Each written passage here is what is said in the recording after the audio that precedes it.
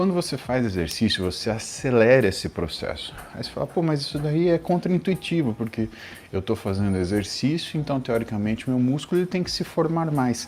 Exatamente isso. Para o músculo se formar mais, ele tem que degradar mais. Então você tem que detonar mais músculo para poder construir mais músculo novo.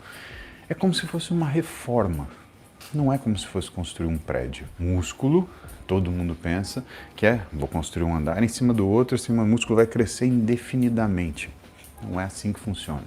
O músculo, ele tem uma série de vias metabólicas de síntese e de reabsorção. Essas vias de reabsorção ou degradação são mais eficientes do que as de síntese.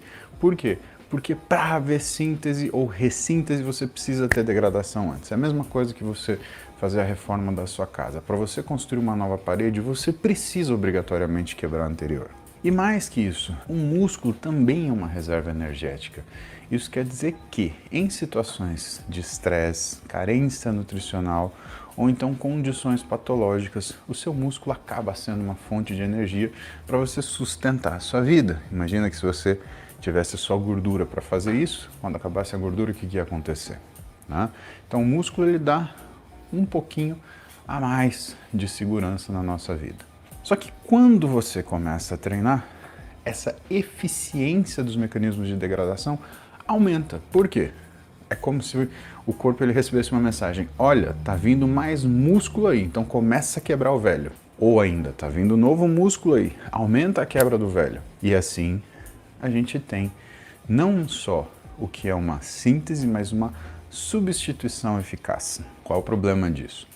O problema disso é que depois de uma certa idade, os mecanismos de síntese eles são mais complicados e os mecanismos de degradação são mais eficientes. Por exemplo, quando a gente fala depois de atingir a maturidade muscular, quando que isso acontece em geral? Entre 35 e 40 anos de idade.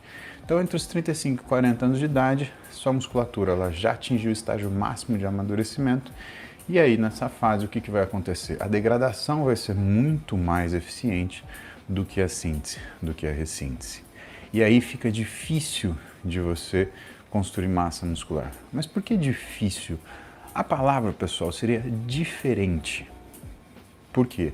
Como você treina para desenvolver sua musculatura? Desenvolver, tá? Por que não ganhar? Porque o músculo não cai no seu colo, né? O músculo é desenvolvido.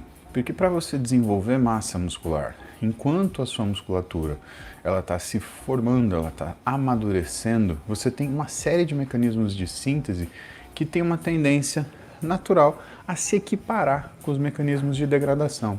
Então, quando você coloca, por exemplo, exercício adequado, ganhou mais a síntese.